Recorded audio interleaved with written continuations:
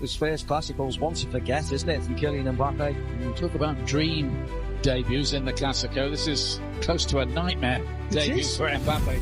The Barcelona supporters, they like what they're watching from this team. They like what Hansi Flick has done.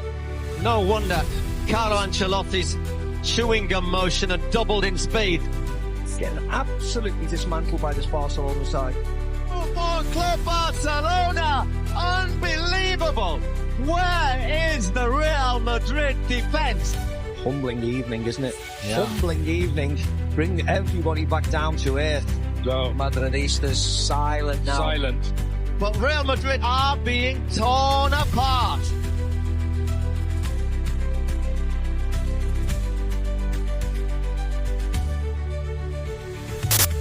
Di panggung tertinggi sepak bola Spanyol, duel Barcelona dan Real Madrid selalu menjadi magnet utama.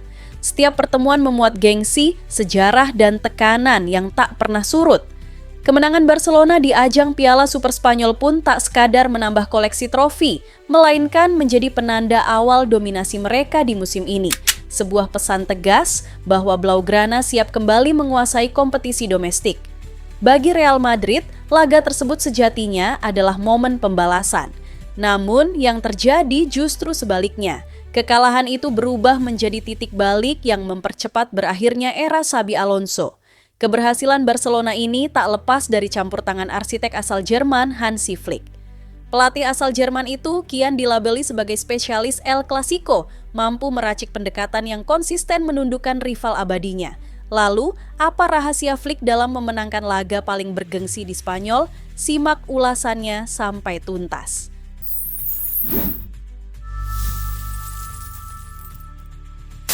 Kekalahan dramatis 3-2 dari Barcelona di final Supercopa de España 11 Januari 2026 memperpanjang catatan kelam Real Madrid di El Clasico. Los Blancos kini tercatat kalah 5 kali dari 6 pertemuan terakhir melawan rival abadinya. Datang ke final dengan status underdog, Madrid harus menghadapi Barcelona yang berstatus juara bertahan La Liga, Copa del Rey, sekaligus Piala Super Spanyol, sebuah kontras tajam sejak awal laga. Final tersebut juga menandai pertemuan ke-19 Barcelona dan Real Madrid di ajang Piala Super Spanyol. Secara historis, Barcelona masih unggul dengan 16 gelar, sementara Madrid mengoleksi 13 trofi. Rivalitas ini selalu berjalan ketat, namun dalam beberapa tahun terakhir, keseimbangan itu perlahan mulai condong ke satu arah.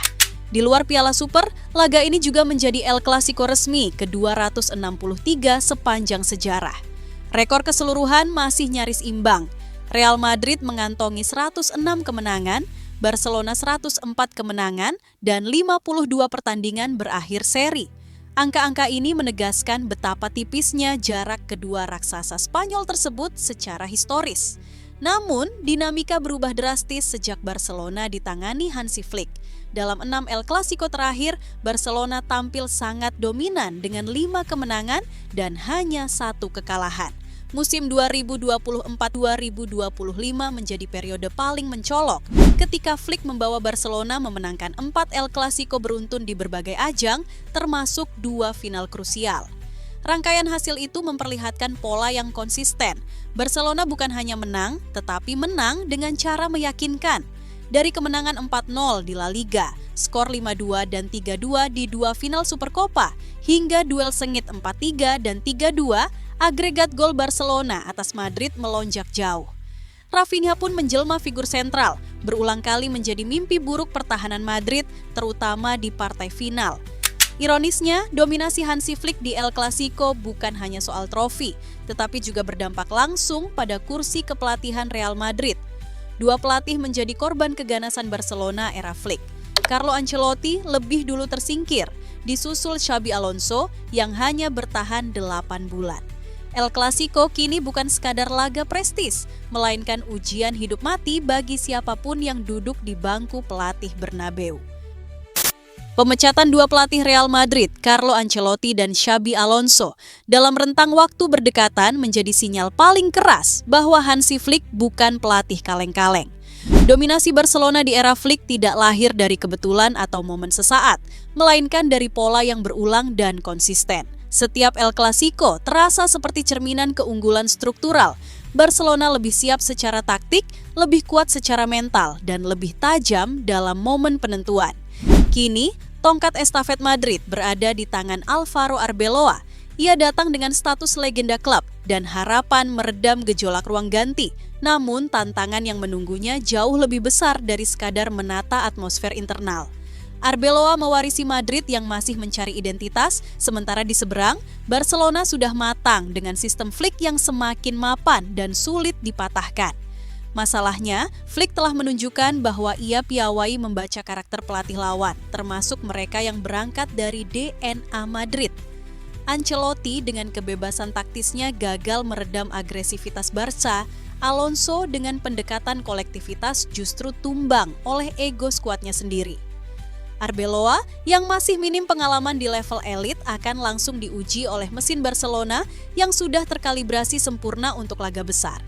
Jika tren ini berlanjut, era Flick berpotensi memperpanjang dominasi Barcelona di El Clasico, sekaligus menjadikan kursi pelatih Madrid sebagai posisi paling rawan di Spanyol. Arbeloa mungkin datang membawa semangat baru, tetapi tanpa hasil nyata melawan Barcelona, sejarah dua pendahulunya menjadi bayangan yang sulit dihindari. Di era Flick, El Clasico tak lagi sekadar duel dua raksasa, melainkan arena seleksi alam bagi pelatih Real Madrid. Kemenangan atas Real Madrid di Piala Super Spanyol bukan sekadar trofi pembuka tahun, melainkan pernyataan posisi. Barcelona menegaskan diri sebagai tolok ukur tertinggi sepak bola Spanyol, setidaknya hingga paruh musim. Cara mereka menang, menumbangkan rival abadi di partai final, memberi bobot simbolik yang jauh lebih besar ketimbang sekadar angka di lemari piala. Lebih dari itu, sejarah berdiri di pihak Barca. Sejak Piala Super Spanyol mengadopsi format 4 tim, turnamen ini kerap menjadi penanda arah juara liga. Dari 6 edisi yang sudah dimainkan, pemenang Piala Super memiliki peluang lebih dari 90% untuk mengunci gelar La Liga di akhir musim.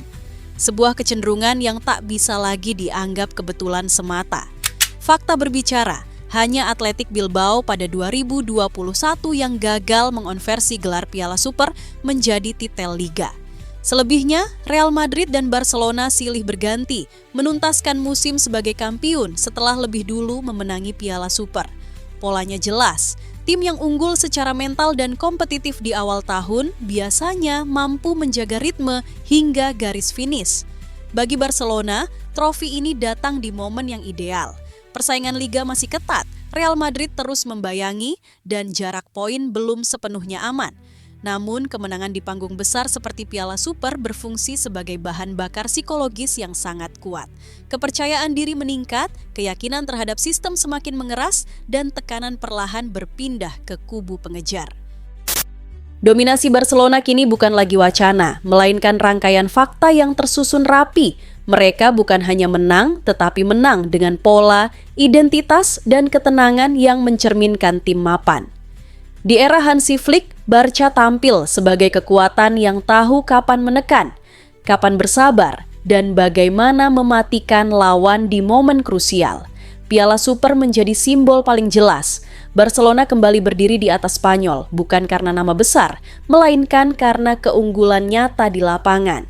Hansi Flick sendiri menjelma figur sentral dari perubahan ini. Keberhasilannya mendominasi El Clasico, bahkan sampai berujung pada tumbangnya dua pelatih Real Madrid, Carlo Ancelotti dan Xabi Alonso, menjadi bukti betapa besar dampaknya. Ini bukan soal keberuntungan, melainkan efek domino dari tim yang terlalu superior untuk dihadapi dengan pendekatan lama. Dalam konteks rivalitas, Flick bukan sekadar menang, ia memaksa Madrid terus mengulang riset, mencari jawaban atas masalah yang sama. Lebih dari segalanya, fase ini terasa seperti awal kebangkitan Barcelona yang sesungguhnya. Bukan kebangkitan sesaat, melainkan proses yang punya arah dan fondasi. Dengan mental juara yang kembali terbentuk, sistem yang jelas, dan pelatih yang tahu cara mengelola tekanan terbesar, Barca seperti menemukan kembali tempat alaminya. Jika tren ini berlanjut, maka Piala Super hanya akan dikenang sebagai titik mula saat Barcelona kembali menguasai panggung dan Spanyol kembali berada dalam bayang-bayang Blaugrana.